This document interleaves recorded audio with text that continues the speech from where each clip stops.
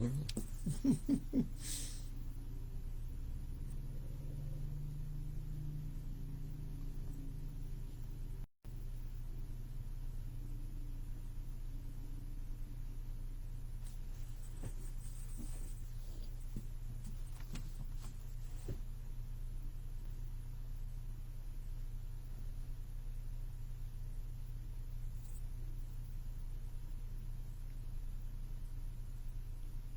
it is.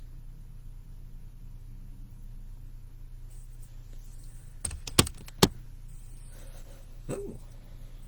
Good morning, my friends. Good morning. Good morning. Good morning. Good morning to you. PB here for another gathering of our small group known as PB Reads the Bible. Again, I'm PB, Pastor Brian, pastor here at St. Andrew's United Methodist Church in Milton. And this is a small group where we read the Bible. I read from it out loud. You follow along in your own or listen while you're doing some other things because you're great at multitasking. And then we share things. I share some commentary, some personal comments as well as comments from others to help us understand things and open it up a little bit. And yes, sometimes share things that you've never heard before. In particular, that's one of my intentions and my hopes. Because sometimes what we've thought in the past isn't what actually took place. Anyway, and I know some of you are live, and today is Tuesday, February 4th, and it's 9:01 a.m. I actually hit start like about 30 seconds, maybe a minute early, but that's okay. Hey, like my shirt? I love my shirt. This was a Christmas present that came late. It took almost 2 months to get it. That Sue ordered it for me, but I'm still wearing it. Yeah, I know he's wearing a Santa hat, but it's an otter, for crying out loud, right? An otter drinking hot cocoa. So it's great to have it. Some of you are joining me live. You're here this morning, which is awesome. And I know some aren't able to join live. You're joining some other time. So good morning. Good morning, Cindy and John. Good to have you with us this morning. Crystal, you're not multitasking today. Well, that's good and bad, I suppose. Let me change that from a thumbs up to a care. You're not multitasking because you're sick. Yeah, sorry. Quite the fashion statement. Yes, I'm glad you approve. I like it myself. It's so soft. Feels like an otter. Maybe they used otter fur. I hope not. Good morning, Bonnie. Good to have you with us this morning as well. Everybody's checking in. Now remember, if you're not joining live, you're still joining. So still let us know that you're there. Still ask your questions. Still share your comments, because I do go back in at other times just to see what I might have missed. I usually do that a couple times between our gatherings. So we can do that. The other thing, since it's a small group, and if you're a regular, as many of you are, by the way, if you're only joining us for the first or second time, welcome. Great. We're partway through the book of Genesis. We're working on chapter 34 today. You can always go back and watch the other ones, but stick with it today. But the other thing we do is we share life together, is we share the things that give us life and the things that take life away. Yes, the joys and concerns of life. So please go ahead and share what those things might be on your hearts. And we can keep each other lifted in prayer, surrounded in prayer. Not only today, but throughout the week. Keep your little list going. I have a couple. Chrissy Lytle has begun her treatments to get ready for her transfusion, for her bone marrow transfusion. And today begins the treatments, if I'm not mistaken. I think she left yesterday to head to Johns Hopkins, and they begin treatments today. So today is day -6, I believe, is what they do. They count it backwards. The day of the transplant is 0, is day 0.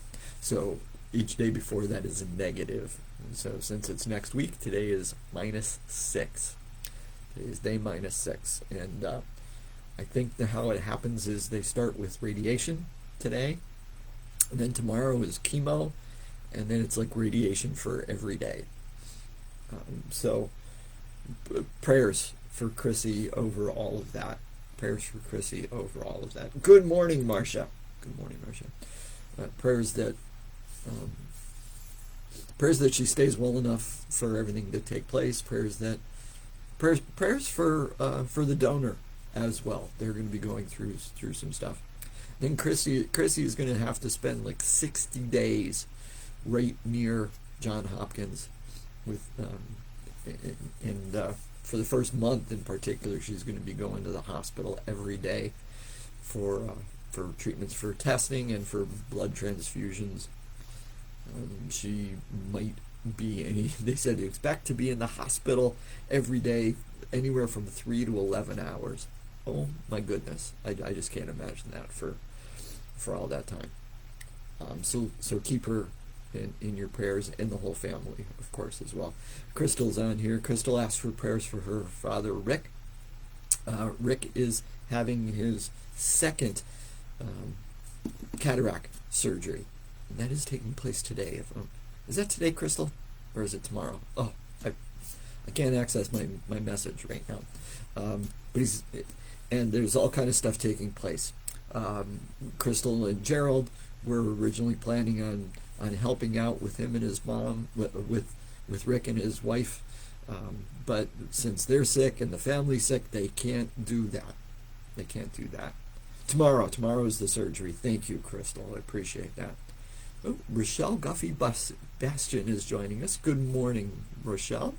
Thank you, Crystal. Tomorrow is the surgery.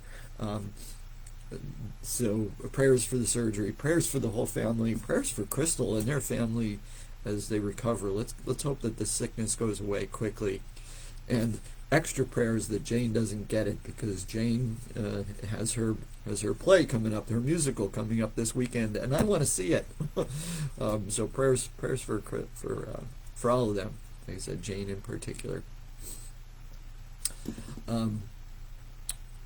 That's all the prayer requests specifically that I have, and if you have any, we'll just lift them all up. We're going to go ahead and lift all those up. Those applications. Oh, sorry. I'm getting a warning or something from the computer saying things aren't going strongly. Hopefully, this is a good image. So let's go ahead and have our prayer, and then we can get started. Good morning, God, and thank you for this day. Thank you for this opportunity to gather together in this way, across time, across distance, to be engaged with each other and to be engaged with Scripture, with the Bible. We thank you for the technology that makes this possible, and we especially thank you for your presence and your grace that makes all things possible. Open our hearts and our minds to what you would have us receive today. And we lift everything that's on our hearts and our minds to you, in particular, of course, the ones that we've actually mentioned this morning. And we trust in your grace. We trust that you will answer our prayers. Help us to see those answers, to recognize them. And we ask all these things in Jesus' name. Amen.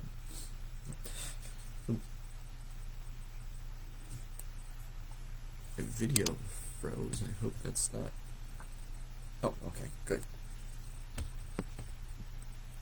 Ooh, I hope that wasn't an issue. One last thing I'm going to share before I start reading. I love my wife. I asked her this morning when I was taking the dog out. I said, "Can you make me a sandwich for lunch, like a half a sandwich?" I think there's just some tuna left in the fridge. So I did. I left and I took care of the dog and brought her back. And Sue had my lunch bag. Yes, it's the one I used in worship a couple weeks ago, and I did remember to take it home, and she had it sitting there on the counter, said, all filled up, ready to go for you. And I said, "Oh, thank you." And I got to the house. I got to the office, and I opened it up to put away my sandwich. Not only did she make a sandwich, she gave me a container of applesauce. I guess she wants to keep me healthy and regularly. And she also gave me, she also surprised me with a bag of those heart-shaped candies, the sweethearts with the little messages on it. Oh, for my dessert. So I'm good to go. But I'm starting dessert early, I guess you'd say. Give me a little sugar rush. Good morning, Maureen. You didn't miss much. I've been doing a lot of talking so far this morning. So, are we ready? Let's go. We're looking at chapter 34. Excuse me. But just as a reminder, we're actually starting on the last two verses of chapter 33.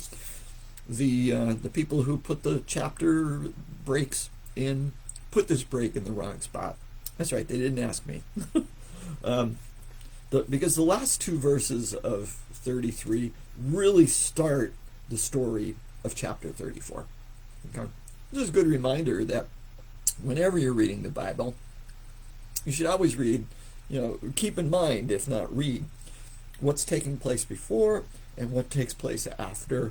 And you have a better understanding of how it fits in, what the context is. Okay? So, chapter 33, verse 18 is where we're going to begin. I'm sorry, it's the last three verses of 33. Okay. 33:18. Jacob came safely to the city of Shechem, which is in the land of Canaan, on his way from Padan Aram, and he camped before the city. And from the sons of Hamor, Shechem's father, he bought for 100 pieces of money the plot of land on which he had pitched his tent. There he erected an altar and called it El Elohe Israel. Pause. Okay, so we have this motion, we have this movement. He comes to Shechem, which is in Canaan, and he buys a piece of land and he builds an altar. If you've been following along through, joining throughout the series here, does that ring any bells? Do we hear any echoes from a prior story? It is very, very similar to Abraham buying the land near the Oaks of Mamre, from the also in Canaan, right? He bought the field. He bought the field. I can't remember the guy's name now. Oh, good morning, Bonnie. Good morning, Sharon. Good to have you folks joining us this morning as well. Let me see if I can find that quick.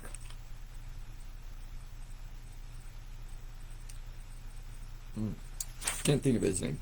Anyway, but remember, Abraham bought some land, and he bought the cave and the field that was in it from the man who owned it.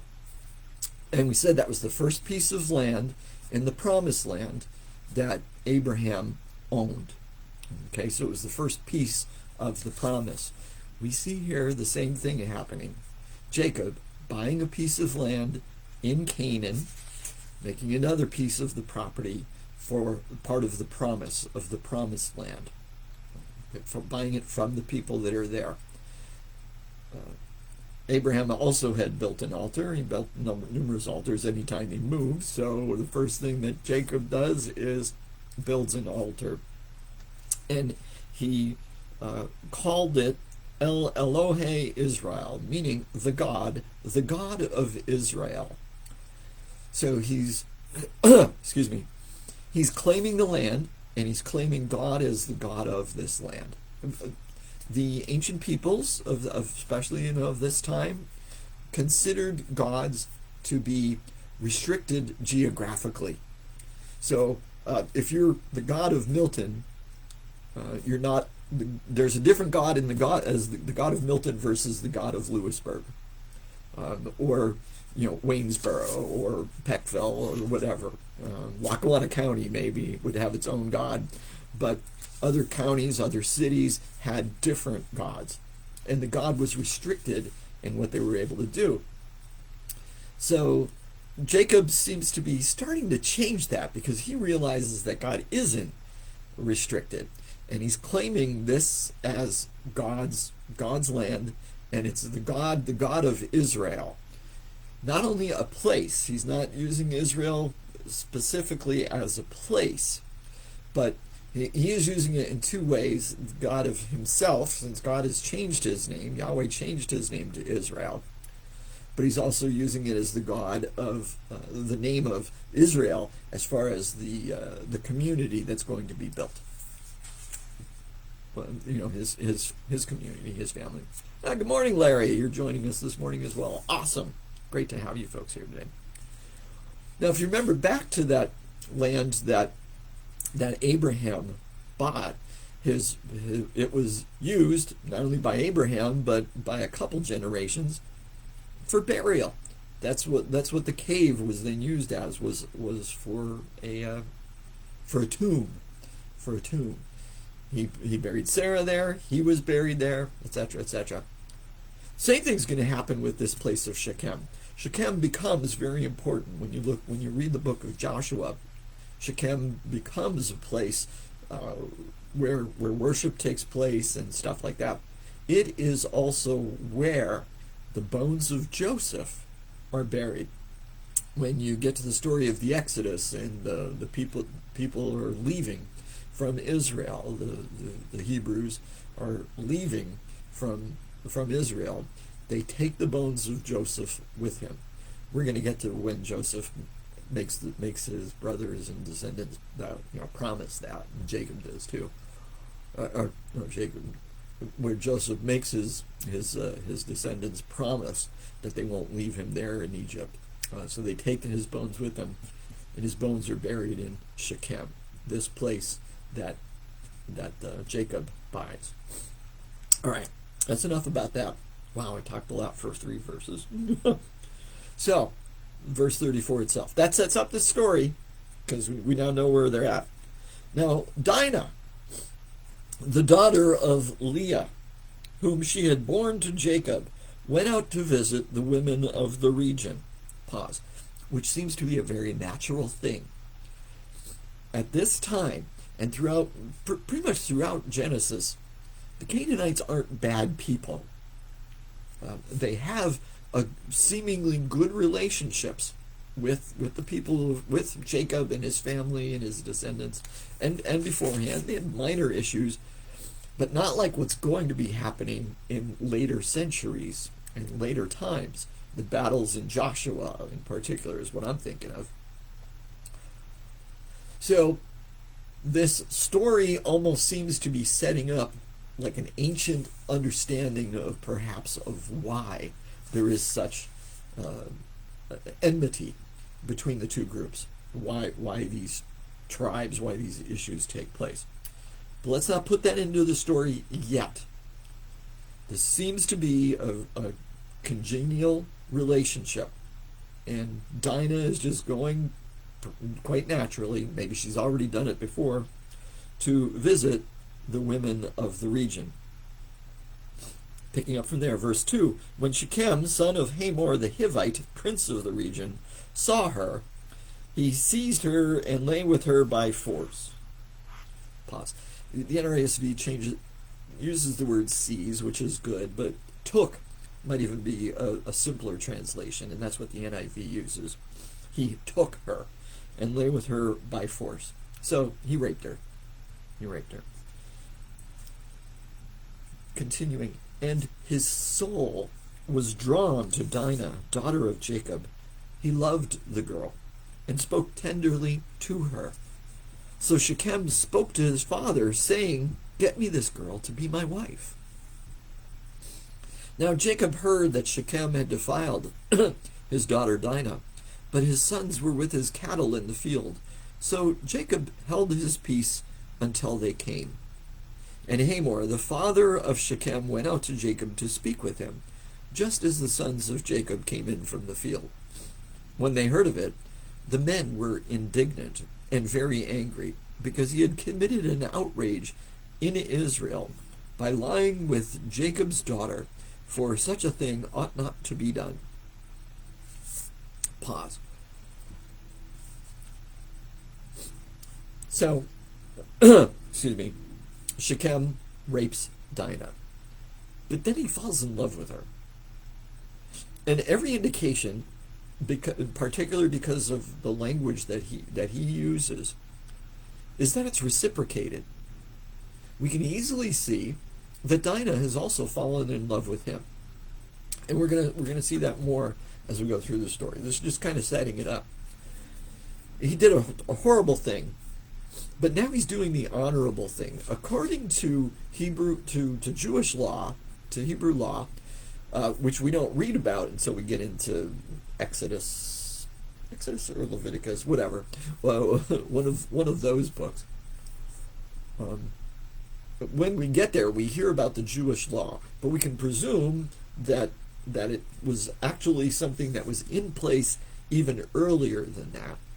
And even if that's not the case, by the time the story is being written and people are hearing it for the first time, that law would have been established. What is that law, Pastor Brian? That's an excellent question. The law is when a man rapes a woman, he must reimburse the father, and he is supposed to take her as his bride and keep her forever. He was not even allowed to divorce her. He was have to keep her for life.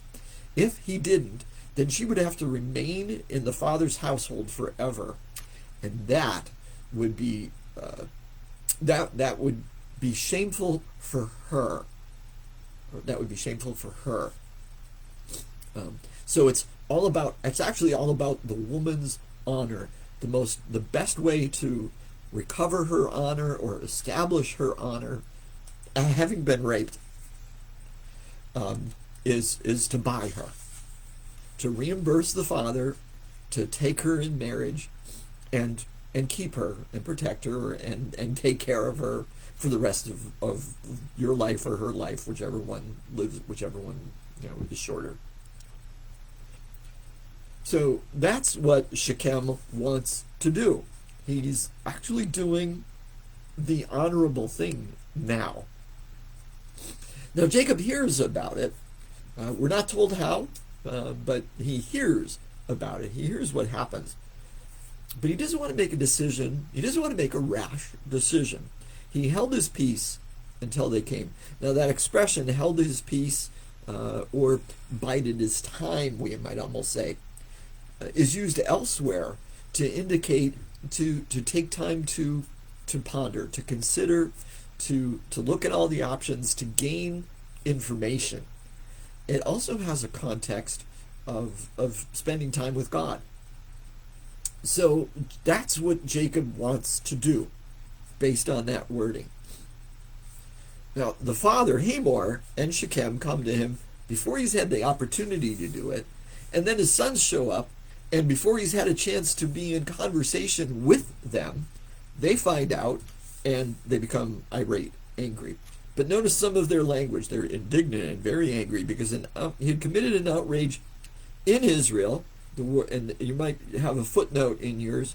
The word "in" can also be translated against. Against. Their concern doesn't seem to be so much about their sister and her honor. Their concern is about how it affects them. Their concern is about how it affects them. It's not totally, they haven't completely forgotten about their sister, but it's more about them and how it dishonors the family and this new nation or this new group. For such a thing ought not to be done. Picking up from there. But Hamor spoke with them, that's the father, remember, spoke with them, saying, "The heart of my son Shechem longs for your daughter. Please give her to him in marriage. Make marriages with us. Give your daughters to us, and take our daughters for yourselves. You shall live with us, and the land shall be open to you. Live and trade in it, and get property in it." Pause. So Hamor is taking this opportunity.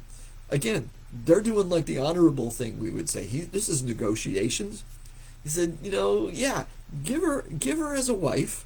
We'll give you more daughters. We'll give you our daughters as wives. We can become one. We can help each other. We can protect each other. There's plenty of land. You can live here, get property, do all kind of dealings with each other. In other words, we can all benefit from this. That's what's kind of on his mind. And again, he uses that, my son longs for your daughter. This is that love marriage. I like the NIV says, he has his heart set on your daughter. So we're really getting this idea of this love between them. Verse 11, Shechem also said to her father and to her brothers, let me find favor with you, and whatever you say to me, I will give. Put the marriage present and gift as high as you like, and I will give whatever you ask me. Only give me the girl to be my wife. Pause. He is really leaving himself open to being price gouged by the brothers. Make the bridal price as high as you want it to be. I'll pay. He's truly in love, or he's truly infatuated, we might say, with Dinah. Make the price as high as you want. I don't care. I'll pay it. He's not offering an amount. He's not saying, I'll take her. I'll give you 5 sheep, 3 donkeys, and a mule and a cow, whatever. And what was it? 100 casita, 100 pieces of money. No, he's not setting the price. He's telling them, you pick a price. Make it as high as you want. I'm not even going to negotiate it. Whatever you tell me you want me to pay, I will pay. Which is typical for ancient marriages. This is biblical marriage. Biblical marriage is property transaction, and that's what they're doing, negotiating. No one is asking. No one is asking Dinah. Although Dinah seems to be happy. We're going to get there. When I say nobody asks Dinah, I'm talking about her brothers. Picking up from there. The sons of Jacob answered Shechem and his father deceitfully, because he had defiled their sister Dinah. They said to him, we cannot do this thing, to give our sister to one who is uncircumcised, for that would be a disgrace to us. Only on this condition will we consent to you, that you will become as we are, and every male among you be circumcised. Then we will give our daughters to you, and we will take your daughters for ourselves.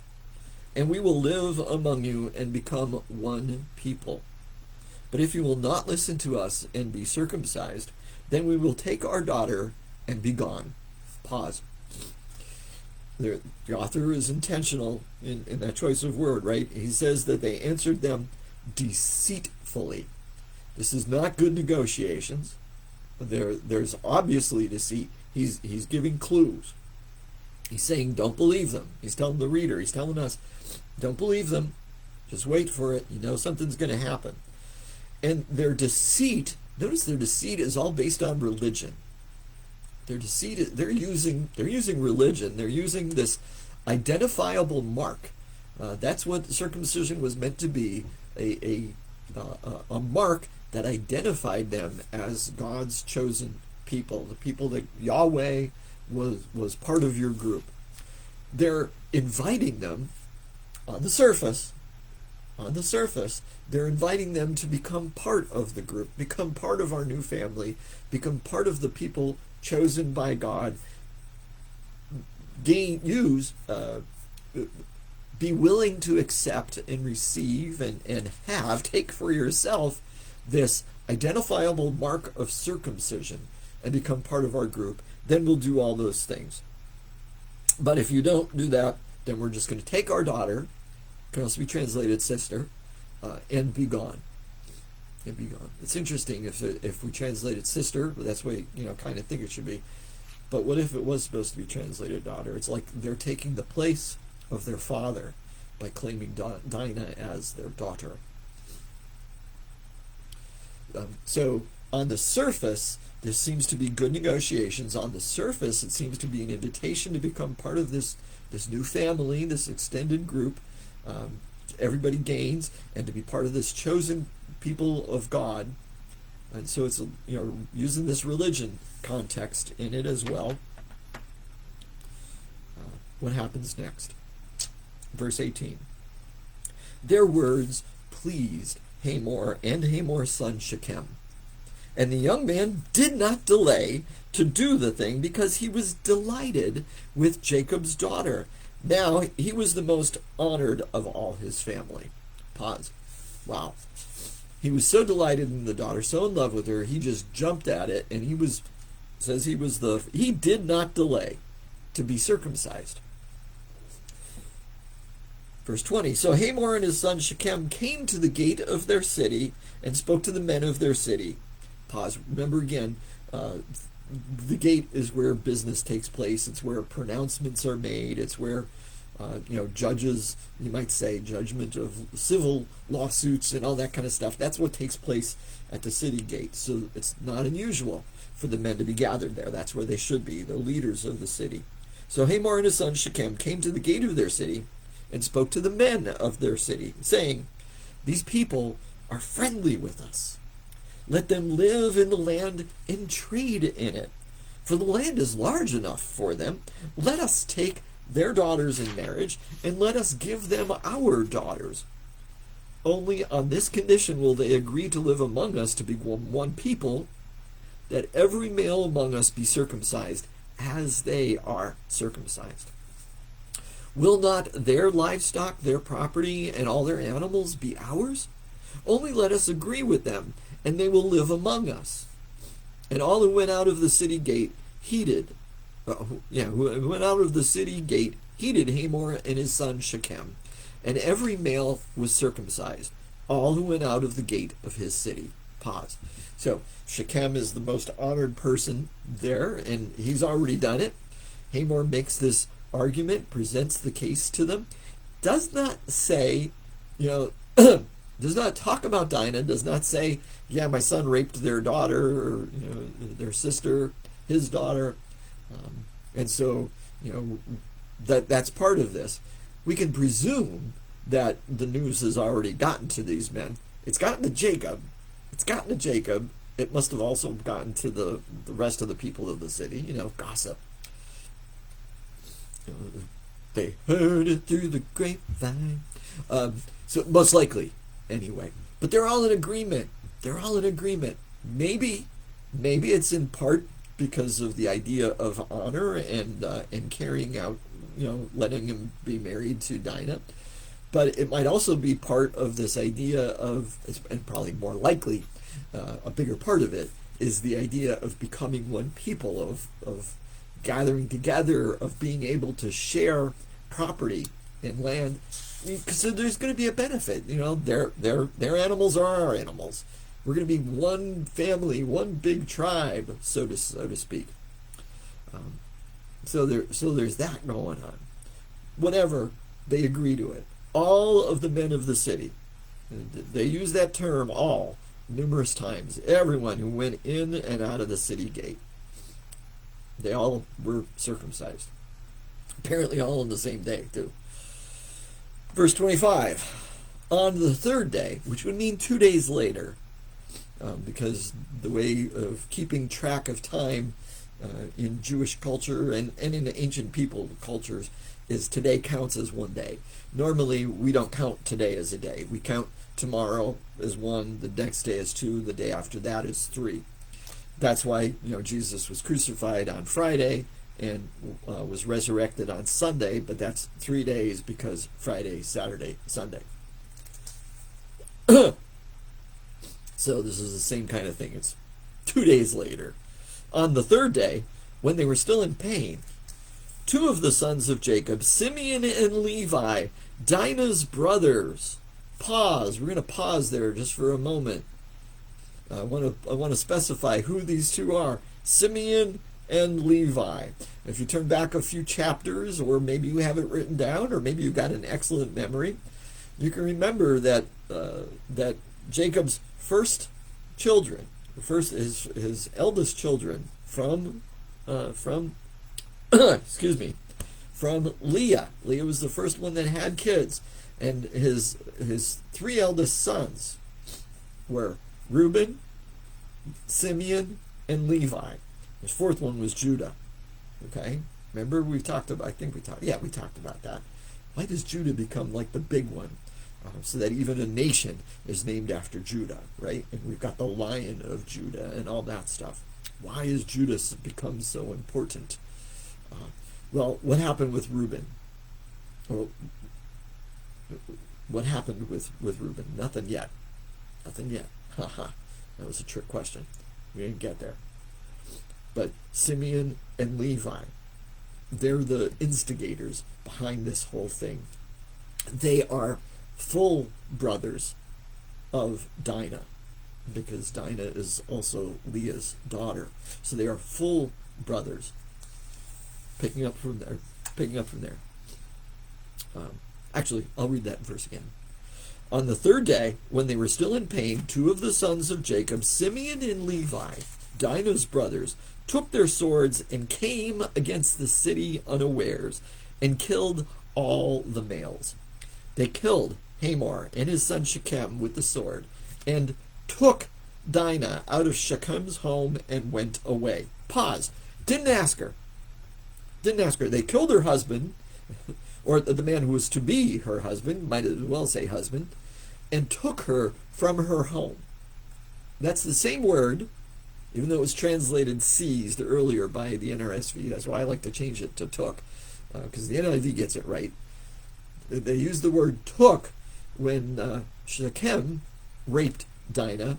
Here, the same word is being used when they took Dinah from her home. In other words, they raped her. They took her away. They're also raping the city. We're going to see that same word used. And the other sons of Jacob came upon the slain and plundered the city because their city sister had been defiled. They took their flocks and their herds, their donkeys, and whatever was in the city and the field, all their wealth and their little ones and their wives. And in Hebrew and other they took their wives. So we can very easily presume rape took place there as well. All that was in the houses they captured and made their prey. Then Jacob said to Simeon and Levi, the two instigators, two of the full brothers of Dinah, "You have brought trouble on me by making me odious to the inhabitants of the land. The Canaanites and the Perizzites, by numbers are few, and if they gather themselves against me and attack me, I shall be destroyed, both I and my household." But they said, "Should our sister be treated like a whore?" End of chapter 34. So they are doing to the city what Shechem did to their sister. They're raping the city, and quite literally raped the women of the city and took everything back to be with themselves. And it says they're the other sons. The NRSV says the other sons of Jacob. The NIV, I believe, says the sons of Jacob. The NIV is probably a little bit better at that one. I don't like that word other. Presumably, Simeon and Levi were involved also in that. Yes, they were the ones that went in and killed everyone, but we can presume that they also participated in this rape of the city and looting the city, pillaging, taking whatever they wanted and going home with it.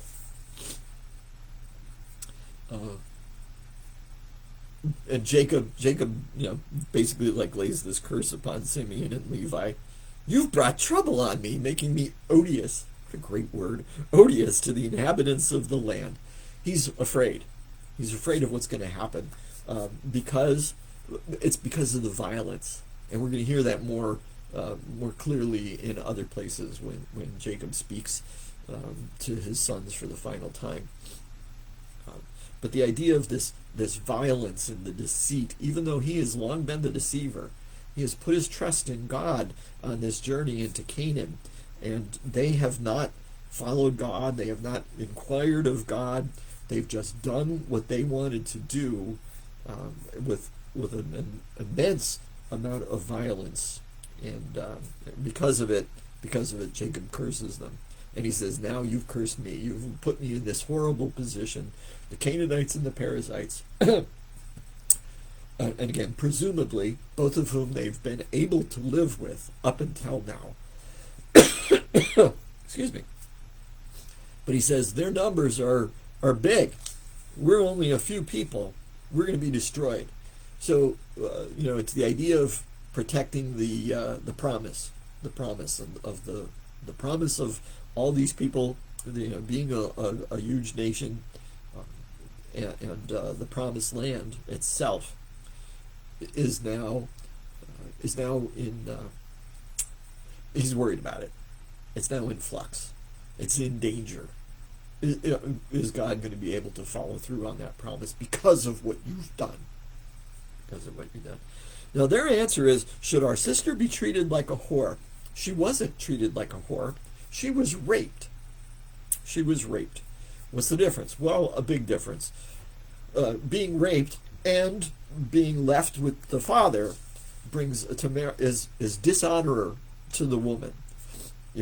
Paying the bride price and bringing her into the house as a wife is what the law stated, and that restores honor, or at least as much honor as can be restored in the situation. She was not treated like a whore. They're bringing up this language of harlotry because that has a different dishonor. Is it dishonorable to the woman? Well, probably, but it's more dishonorable to the family. And that's what they're worried about. That's what they're worried about. Because the dishonor then would be on them, not on her. All right, my friends, that's it for chapter 34. That's it for us today. I do pray that this has been beneficial to you, that you've learned something, relearned something, that God spoke to you in some way through what we've done here today as you go about your days. Not just today, but every day. Keep those eyes and ears, both physical and spiritual, open to everything that our living, loving, active God is doing. When you hear it, when you see it, say thank you, and then tell somebody about it, including us. And you can come back on Thursday, February 6th, because we'll be here on Thursday, February 6th. At least it should be. Unless an emergency pops up. I plan on being here on Thursday, and then that's going to be it for a week, a week and a half. I'm on vacation next week, so we will not be doing this. So we won't be back. We'll be back on Thursday, but then after that, we'll be back on February 18th. Will be our next one after next Thursday. But of course, Sunday takes place between that. Sunday, February 9th, which, yes, is Super Bowl Sunday. Go Eagles. But it's also SOUP, S-O-U-P-E-R, Bowl Sunday. We're taking donations of product for Panther Packs. And I say donations of product because that's simple, but because we like that, we like to see the physical stuff. So if you're going to be in the area, you're going to be here on Sunday, bring it with you. And if you can't, if you feel like making a financial contribution to Panther Packs, you can do that as well. Just make it out to the church and put Panther Packs down in the lower corner, on the memo line, and we'll make sure we direct it to that. Or if you're using the online giving, I think you can do it that way as well, at least on the website. This week we're finishing up our worship series. But I could talk about that on Thursday. I'll talk about that on Thursday. All right, my friends. Again, that's it. Have a blessed day. Until we meet again. Be blessed. Be blessed. Bye.